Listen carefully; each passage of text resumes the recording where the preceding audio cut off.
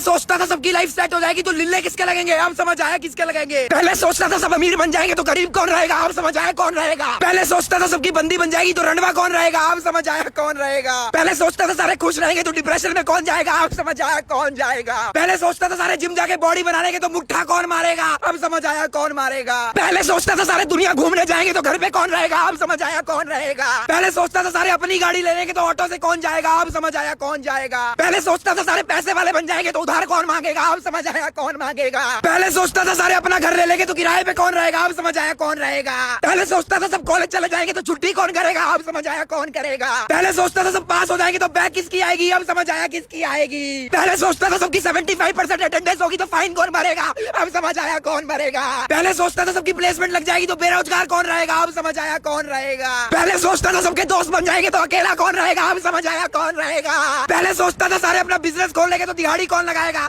अब समझ आया कौन लगाएगा। पहले सोचता था सारे NIT IIT JEE क्लियर करेंगे तो चपरासी कौन बनेगा, अब समझ आया कौन बनेगा।